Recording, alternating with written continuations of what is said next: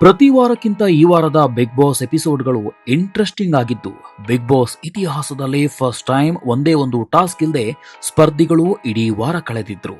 ಈ ಮಧ್ಯೆ ಮನೆಯವರ ಲೆಟರ್ ದೊಡ್ಡ ಮನೆ ಮಂದಿಯನ್ನ ಭಾವುಕ ಕೂಡ ಮಾಡಿತ್ತು.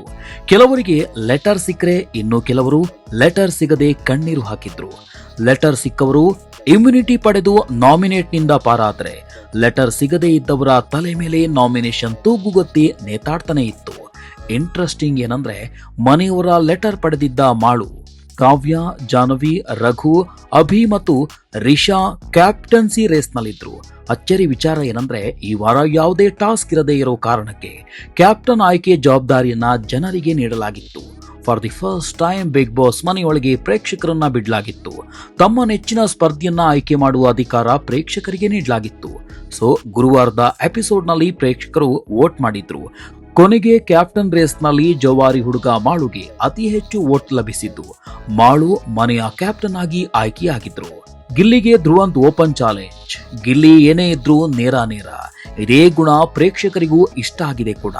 ಆದ್ರೆ ಧ್ರುವಂತ್ ಗಿಲ್ಲಿ ಬೇರೆಯವರ ಕಾಲೆಳೆದು ಕಾಮಿಡಿ ಮಾಡ್ತಾನೆ ಅಂತ ಗಿಲ್ಲಿ ಮೇಲೆ ಮುಗಿ ಬಿದ್ದಿದ್ರು. ಈ ಟೈಮ್ನಲ್ಲಿ ಗಿಲ್ಲಿ ಮತ್ತು ಧ್ರುವಂತ್ ನಡುವೆ ಟಾಕ್ ಆರ್ ನಡೆದು ಹೋಗಿತ್ತು.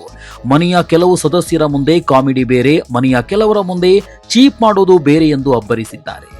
ಇನ್ನು ಧ್ರುವಂತ್ ಅವರು ಬೇಕು ಎಂದೇ ಗಿಲ್ಲಿಯವರಿಗೆ ನಿಮ್ಮ ಬಗ್ಗೆ ಒಂದೂ ಒಳ್ಳೆ ಮಾತಿಲ್ಲ ಎಂದಿದ್ದಾರೆ. ಅದಕ್ಕೆ ಗಿಲ್ಲಿ ಕೂಡ ನಿಮ್ಮ ಬಗ್ಗೆ ಭಾರಿ ಒಳ್ಳೆ ಮಾತಿದ್ಯಾ ಎಂದು ತಿರುಗೇಟು ಕೊಟ್ಟಿದ್ದಾರೆ. ಅಲ್ಲಿಂದ ಗರಂ ಆದ ಧ್ರುವಂತ್ ಕಿರುಚಾಡಲು ಶುರು ಮಾಡಿದ್ರು. ಆಗ ಧ್ರುವಂತ್ ಯಾರ ಹೆಸರನ್ನ ಬಳಸದೆ ಕಾಮಿಡಿ ಮಾಡುವಂತೆ ಗಿಲ್ಲಿಗೆ ಓಪನ್ ಚಾಲೆಂಜ್ ಹಾಕಿದ್ರು. ಕಿಚ್ಚನ ಚಪ್ಪಾಳೆ ಪಡೆದ ಗಿಲ್ಲಿಗೆ ಈ ವಾರದ ಕಳಪೆ.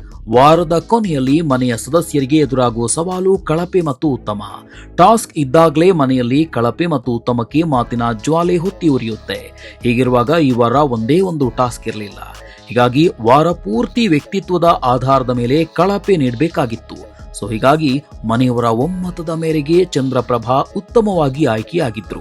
ಅಶ್ವಿನಿ ಗೌಡ ಅಂಡ್ ಟೀಮ್ ಗಿಲ್ಲಿಗೆ ಕಳಪೆ ನೀಡಿದ್ರು. ಉಳಿದವರಲ್ಲಿ ಕೆಲವರು ಸುಧಿ ಮತ್ತು ರಿಷಾಗೆ ಕಳಪೆ ನೀಡಿದ್ರು. ಕೊನೆಗೆ ಗಿಲ್ಲಿ ಮಾಡಿದ ತಂಟೆ ತರಲೆ ಮುಳುವಾಗಿ ಹೋಗಿತ್ತು.